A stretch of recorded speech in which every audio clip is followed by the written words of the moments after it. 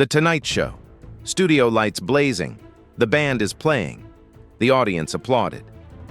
Johnny Carson walked out with that familiar smile, cigarette in hand. America saw glamour. Johnny Carson smelled reality. Because here's what the low-resolution TV screens of the 1970s and 80s couldn't capture: the smell.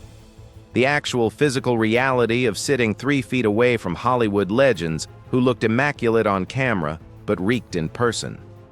That cigarette Johnny always had? It wasn't just for nerves. It was an air filter. A barrier between him and the truth that Hollywood's biggest stars were often its most unhygienic. Johnny Carson had a list. Not a blacklist of communists or troublemakers, but a list of guests who made him want to end the interview early. Not because they were boring or difficult, but because the stench was unbearable. And tonight, we're revealing that list. The icons, the legends, the stars who looked perfect through the camera lens but smelled like decay up close. Subscribe now, because what you're about to discover will ruin every classic film you've ever loved, and you'll never look at old Hollywood glamour the same way again. Let's start with the method actors of the 1970s, the ones who brought the streets into their performances. And onto Johnny's couch. Al Pacino, the scent of The Godfather. Al Pacino arrives on The Tonight Show to promote Serpico. Or maybe it's Dog Day Afternoon. Doesn't matter, because he's wearing the same shirt he's worn all week.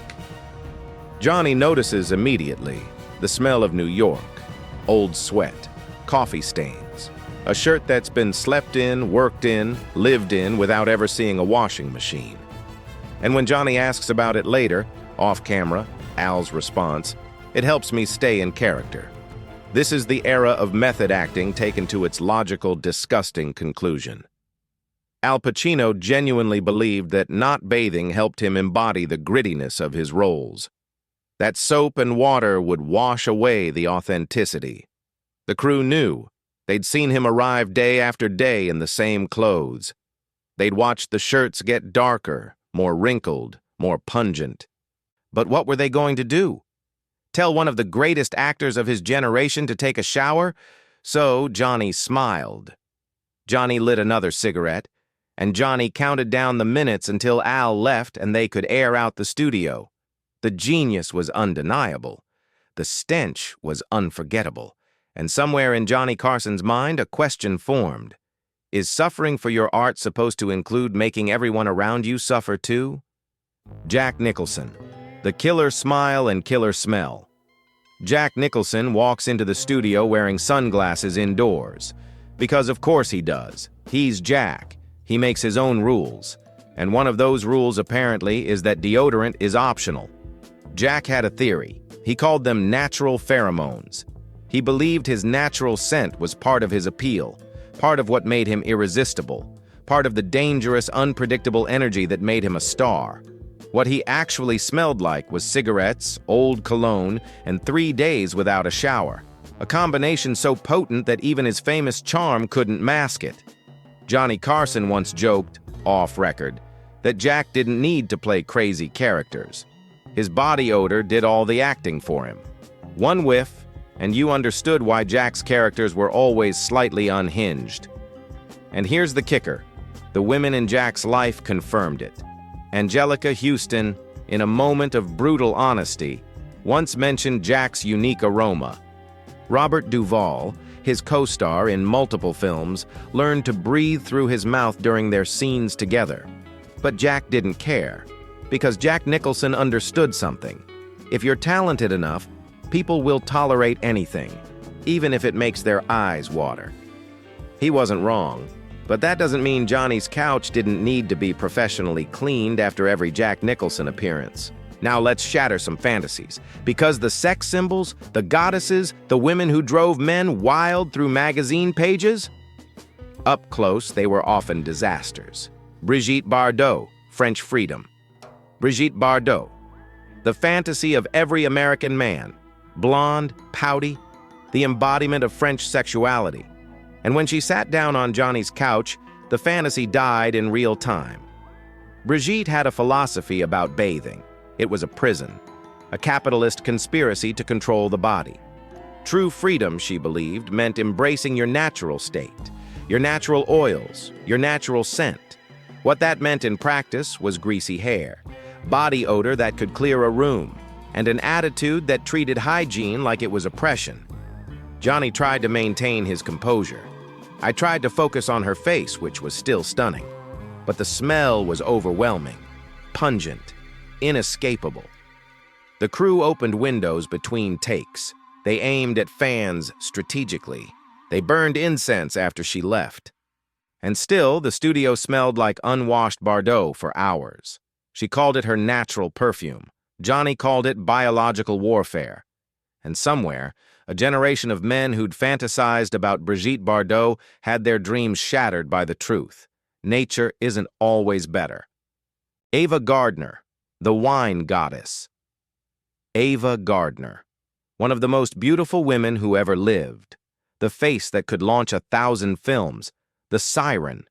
And when she arrived at The Tonight Show, she brought a cloud of wine and 3-day-old makeup with her. This wasn't early Ava, this was late-career Ava. The Ava who'd been worn down by Hollywood, by failed marriages, by the realization that beauty fades and nobody cares about the person underneath. So she stopped caring too. She drank. She didn't remove her makeup. She wore the same clothes until they were part of her body. And the smell? It was alcohol seeping through her pores under the hot studio lights. The foundation was caked so thick it was decomposing. It was the scent of someone giving up in slow motion. Johnny saw it. Not just the smell, but what it meant. This wasn't a glamorous decay. This was a cry for help that nobody answered because she was still beautiful enough to ignore the suffering underneath. He was gentle with her. More gentle than he needed to be. Because Johnny Carson understood that sometimes the smell isn't laziness. Sometimes it's depression. Sometimes it's the physical manifestation of a soul that's tired of performing. But gentle or not, after Ava left, the studio still needed to be aired out. Because tragedy doesn't smell any better than arrogance. Now we get to the geniuses, the ones whose brilliance was matched only by their complete disregard for basic hygiene. Orson Welles, the smell of genius and pizza. Orson Welles was a regular guest on The Tonight Show, and after every appearance, the couch had to be steam cleaned.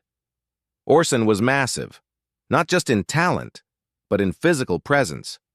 And he lived like someone who'd given up on everything except his mind. He ate in the same chair he slept in. He worked in the same clothes he'd worn for days. He spilled food on his beard and his vest and just kept going. Pizza grease, wine stains, the smell of someone who treats their body like an inconvenient vessel for their genius. Johnny handled it with maximum politeness. Because you don't embarrass Orson Welles, you don't tell Citizen Kane to take a shower, you just smile and hold your breath and hope the interview ends quickly. The crew wasn't so diplomatic. They'd groan when they saw Orson's name on the guest list. They'd prepare the industrial-strength cleaning supplies. They'd brace for impact. Because genius might be eternal. But the smell of old pizza and body odor, that lingers. Gene Hackman. Crusty and pungent. Gene Hackman hated interviews, and he apparently hated bathing almost as much. He arrived on set with the permanent smell of stale cigarette smoke. Not fresh smoke. The kind that's been absorbed into clothes and skin and hair until it becomes part of your molecular structure. Hackman treated hygiene as secondary to acting. Shower? Maybe tomorrow. Clean clothes? If he remembered. Deodorant? What's the point? His discomfort during interviews wasn't just about the questions. It was physical. He was uncomfortable in his own skin, and that discomfort radiated outward in waves of tobacco-scented body odor. Johnny tried to keep the interviews short, not because Hackman was difficult, but because the atmosphere was literally suffocating. The combination of Hackman's irritation and his smell created a pressure cooker of awkwardness. And here's the psychological question. Why do so many geniuses live like this? Is it that they're so focused on their craft that basic self-care falls away? Or is the slovenliness part of the genius? A rejection of society's rules that extends to soap and water? We don't have an answer, but we have the smell, and it's unforgettable. Some smells can't be washed off, because they're not on the surface. They're in the blood, soaked into every cell. The smell of alcohol consumed so consistently that it becomes your signature scent. Peter O'Toole, Lawrence of Arabia, and Sweat. Peter O'Toole stumbles onto the set with the grace of a drunk ballet dancer, elegant despite the wobble, charismatic despite everything, and he smells like he's been pickled in gin. There's a legend about Peter filming Lawrence of Arabia, that he didn't bathe during the desert shoots because it helped him embody the character, that he wanted to smell like a man who'd been wandering the sand for months. The problem? He kept that habit long after filming ended. Johnny Carson immediately recognized O'Toole's signature scent: gin, dried sweat, and a complete disregard for dermatology. Because along with the smell came visible skin issues, rashes, irritation, the physical consequences of never showering. But Peter carried it all with such aristocratic disdain that you almost forgot he reeked. Almost. Until the studio lights heated him up and the smell intensified. The crew learned to position fans strategically, to keep their distance, to breathe through their mouths when he got animated and started gesticulating too close to their faces. Peter O'Toole was magnificent, a legend, one of the greatest actors of his generation, and he smelled like a distillery mixed with a locker room. Robert Mitchum, the bad boy who didn't use soap. Robert Mitchum didn't give a damn about anyone, not the audience, not the producers, and definitely not Johnny Carson. He showed up in clothes he'd worn for 4 days straight, and he wore them like armor. Because here's what Johnny eventually figured out. Mitchum's smell was strategic. It was a defense mechanism, a way to keep people at a distance. If you stink badly enough, people don't bother you. They don't ask personal questions. They don't get too close. Mitchum had weaponized his body odor, turned it into a moat around his privacy. And it worked. Interviews with Mitchum were brief. Crew members kept their interactions minimal. Even Johnny, who could charm anyone, found himself unconsciously leaning away. Robert Mitchum understood something profound. If you make yourself unpleasant enough, you control the interaction. You decide when it ends. You maintain power through discomfort. It's brilliant. It's disgusting. And it absolutely ruined Johnny's couch every single time. And now we arrive at the final name, the guest who represented peak Hollywood dysfunction, the man who made everyone else on this list seem almost reasonable. Dennis Hopper. Every stylist's nightmare. Dennis Hopper, Easy Rider era, wild-eyed, brilliant, completely untethered from reality and hygiene. He walked onto the Tonight Show set looking like he'd crawled out of a dumpster. And he smelled worse. This was hippie culture taken to its absolute extreme. No bathing, drugs seeping through pores, clothes that hadn't been washed in weeks, a chemical smell mixing with sweat, mixing with God knows what else.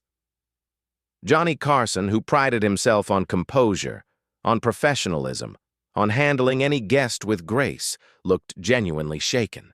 This wasn't just unpleasant. This was an assault on the senses. The makeup crew was horrified. How do you make someone camera-ready when they're fundamentally opposed to basic grooming? How do you powder a face that hasn't been washed? How do you style hair that's been matted with substances you can't identify? They did their best. They failed. Dennis Hopper looked wild on camera because he was wild, and he smelled like chaos incarnate. Johnny got through the interview on pure professionalism. But behind his eyes, you could see the calculation. How quickly can I end this without being rude? How soon can I get him off my stage?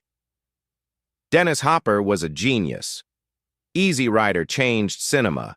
But he also represented everything Johnny Carson, the epitome of polished mainstream entertainment, found incomprehensible. Not the rebellion, the smell. Because you can rebel against society. You can reject conformity. You can challenge every norm. But do you really have to smell like you're decomposing while doing it? Apparently, for Dennis Hopper, the answer was yes. The cameras turn off. The audience goes home. Johnny Carson takes a final bow and disappears behind the curtain. And then the real work begins. Steam cleaning the couch, airing out the studio, washing away the physical evidence of another night with Hollywood's finest. Because here's what we learned. The golden age of entertainment smelled terrible. The icons were unwashed. The legends were pungent. The stars were human in the most unflattering ways possible. Johnny Carson endured it all with a smile. Because that was the job. To make it look easy. To make it look glamorous. To sell America on the fantasy while breathing through his mouth to avoid the reality. Hollywood gave us dreams in Technicolor. But behind the scenes, it was the smell of humanity. Raw, uncensored, and often unbearable. So the next time you watch The Godfather or Lawrence of Arabia or Easy Rider, remember, those perfect performances came from imperfect people. People who smelled, people who suffered, people who made everyone around them suffer too.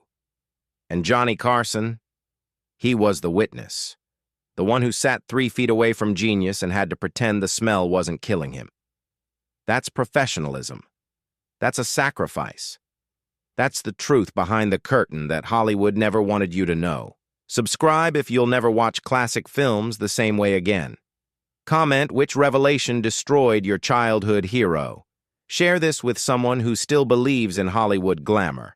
This is Silent Fame, where we tell the stories that smell too real to ignore. Like if you're glad TV was low resolution. Comment which star's hygiene shocked you most. Subscribe because the truth doesn't always smell sweet. Share this with someone who romanticizes old Hollywood. The golden age was golden on camera, but up close, it was just sweat, smoke, and denial.